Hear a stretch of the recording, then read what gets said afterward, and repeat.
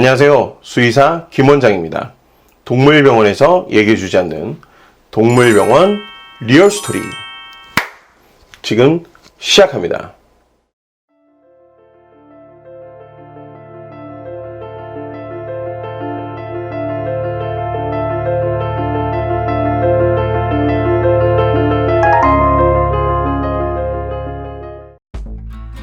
지난 1월 국내 첫 반려동물 코로나19 감염 확진이 있었습니다. 이 소식 이후에 여러 보호자분들로부터 코로나19와 관련된 질문을 받았는데요.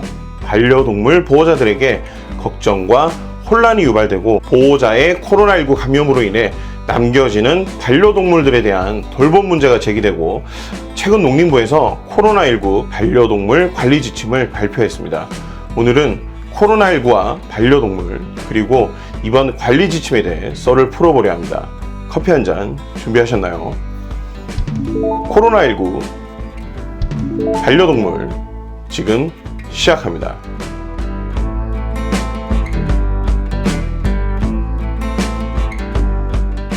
2020년 3월 26일 홍콩 당국에서 코로나19 확진자가 키우던 강아지에게서 전 세계 최초로 반려동물 코로나19 감염이 알려졌습니다. 그 이후 지속적으로 동물 감염이 알려지고 지난해 10월까지 세계동물보건기구에는 총 240건의 감염 사례가 보고되었는데 그중 58건이 개, 고양이의 사례입니다.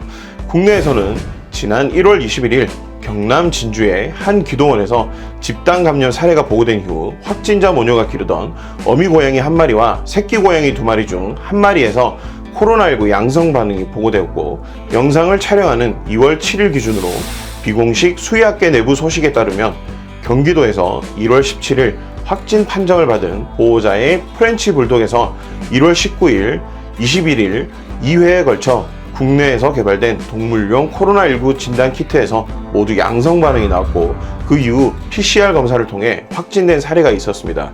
큰 비중을 차지하는 반려동물인 개와 고양이 모두에게서 감염 사례가 나오면서 반려동물 보호자분들의 관심과 걱정이 큰 것 같습니다. 저도 진료를 보면서 강아지 코로나 백신이 효과가 있느냐는 질문에서부터 반려동물들이 산책하면서 감염될 수 있는지, 감염되면 치료가 되는지, 반려동물들에게 위험하지는 않는지, 어떻게 하면 예방할 수 있는지 등 다양한 질문들을 받은 것 같습니다. 현재 코로나19 감염은 밍크, 호랑이 등의 야생동물에서 보고가 되었고 그 외에는 반려동물인 개와 고양이에게서 있었으며 지난 1월 미국 샌디에고 동물원 고릴라 8마리 중에서 3마리에서 감염 사례가 보고되었습니다. 하지만 감염된 동물들은 대부분 움직임이나 접촉자가 제한된 환경에 있었죠.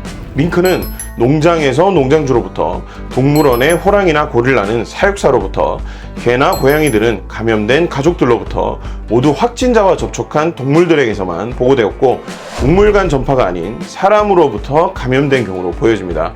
물론 해외에서 감염된 밍크로부터 사람으로 재감염된 의심 사례가 있었지만 이 케이스만으로는 동물로부터 사람에게 재감염이 진행된다고 보기는 현재는 어렵습니다.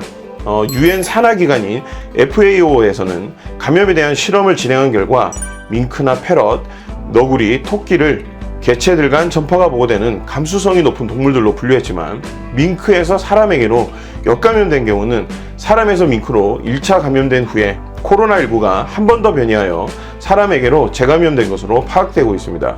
소나 돼지는 감수성이 낮은 것으로 그 외 닭이나 오리, 거위, 물고기 등은 감수성이 없는 것으로 보고하였습니다. 반려동물들에서는 고양이와 개는 감수성이 있으며 실험실 환경에서 고양이는 개체 간 전파가 이루어지고 개는 전파가 이루어지지 않는 것으로 결과가 나왔습니다. 이것은 어디까지나 제한된 환경에서 실험된 것이기 때문에 여전히 코로나19에 대해서는 앞으로의 추이를 좀 더 지켜봐야 할 것으로 보입니다. 그리고 여전히 동물에게서 사람으로 감염된 사례는 보고되고 있지 않습니다.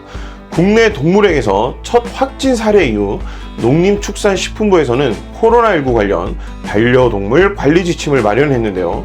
이 지침에는 코로나19 감염 예방을 위한 반려동물 관리 요령, 반려동물에 대한 코로나19 검사 및 격리 조치 원칙과 확진동물 관리 방안 등이 안내되어 있습니다.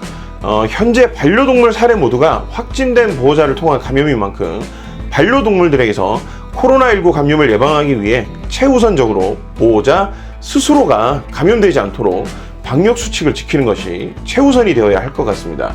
그리고 반려동물 산책을 시킬 때는 다른 사람이나 동물들로부터 2m 이상 거리를 유지하는 것이 권장됩니다. 감염된 대부분의 반려동물들은 특별한 증상이 보고되고 있지는 않지만 해외 사례에서 간혹 미열이나 기침, 호흡곤란, 눈이나 코에 삼출물이 나오는 경우 구토나 설사를 보이는 경우가 있었는데요. 코로나19 확진자에 노출된 개나 고양이 안에 감염 증상 의심을 보이는 경우 정부기관의 논의 후에 검사 여부를 결정하게 됩니다. 현재 홍콩은 코로나19 확진자의 반려동물 모두가 14일간 격리되고 검사를 받고 있는데 미국의 경우는 증상이 없는 경우에는 별도의 검사를 시행하고 있지 않습니다. 검사 과정은 검역본부 및 시도 동물위생시험소에서 검사를 진행하며 비용은 무료로 진행이 됩니다. 결과가 나오는 동안 반려동물은 외출이 불가하며 여기에서 양성 판정을 받은 동물은 14일간 자가격리가 진행됩니다. 아직 사람으로 재감염된 사례는 없고 증상이 없는 경우가 대부분이라 자택격리가 우선 원칙으로 적용되고 자택격리가 어려운 경우 지자체에서 마련한 위탁 돌봄 서비스를 신청 가능한데 돌봄 비용은 보호자가 부담해야 합니다. 자가격리 중에는 반려동물도 불필요한 접촉을 삼가해야 하며 가급적 한 명을 지정하여 돌보는 것이 안전하고 차후 문제 발생 시에도 질병에 대한 정확한 정보를 제공할 수가 있겠죠. 반려동물 접촉 전후 손세정을 깨끗이 하고 반려동물과의 끌어안기, 뽀뽀나 음식 나누어 먹기 등의 접촉을 삼가해야 하며 반려동물의 물품이나 배설물을 접촉할 때는 꼭 비닐 장갑을 착용하도록 합니다. 반려동물이 다른 치료가 필요할 때는 동물병원 내원 전에 사전 전화 상담을 통해 예약된 진료를 받아야 하며 이렇게 안전하게 14일에 자가격리가 끝나거나 PCR 검사 결과가 음성인 경우 격리가 해제됩니다. 현재 확진자의 반려동물을 자택관리할 수 없는 경우 지자체에서는 동물병원의 격리보호를 위탁하고 있는데요.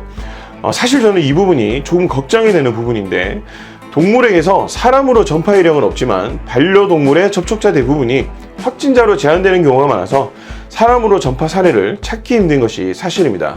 현재 인수공통 전염병 여부에 대한 명확한 정보가 없기 때문에 전파 사례가 없다는 사실로만 사람에게 재감염이 안 된다는 것처럼 접근하는 것은 잘못된 방법입니다. 개인동물병원은 코호트 격리가 불가능하고 동물병원에 위탁 보호를 하는 것은 오히려 동물병원을 내원하는 보호자에게 불안감을 조성할 수 있고 수의사들이나 다른 스태프들 또한 2차 감염의 피해자가 될 수도 있겠죠. 여기저기 위탁소를 선정해서 위탁 운영하는 것보다는 시기가 시기인 만큼 시도 직영 위탁소를 설립해서 관리하는 것이 안전할 것으로 생각됩니다. 또한 반려동물의 코로나19 감염에 대한 정보도 수집이 가능하겠죠. 질병에 대한 과도한 불안감은 역효과가 날 수 있지만 현재는 병원체에 대한 정보가 부족하기 때문에 적절한 신중함은 나쁠 것이 없다고 생각됩니다. 사람과 함께 생활하는 반려동물들은 모두 사람을 통해 감염되었습니다. 보호자가 먼저 방역 수칙을 지키고 우리 반려동물들도 방역 수칙을 지킨다면 큰 문제는 없을 것으로 생각됩니다. 늘 문제는 지키지 않는 소수 몇몇 때문에 발생을 하죠. 타이트하던 방역 수칙이 조금만 낮아지면 다시 확진자가 증가하는 이런 흐름에서 많은 사람들이 지쳐가고 있습니다. 저는 정부의 방역 수칙이 낮아져도 스스로가 더 강한 사회적 거리두기를 실천하고 있는데요. 1년이 넘어가는 이 시점에서 저도 조금씩 지쳐가고 있습니다. 자영업자들은 사회적 거리두기 연장에 생존을 위협받고 있고 여전히 일부 몰지각한 사람들이 모임을 가지며 접촉수를 늘리고 재감염을 생산하고 있습니다. 일상으로 돌아가기 위해서 모두의 협력이 필요한 시기입니다. 정부 정책보다 스스로가 한 단계 높은 사회적 거리두기 운동을 실천한다면 분명 조금 더 빨리 일상으로 돌아갈 수 있을 거라 생각합니다. 그럼 저는 다음 시간에 또 다른 동물병원 리얼스토리로 다시 돌아오겠습니다.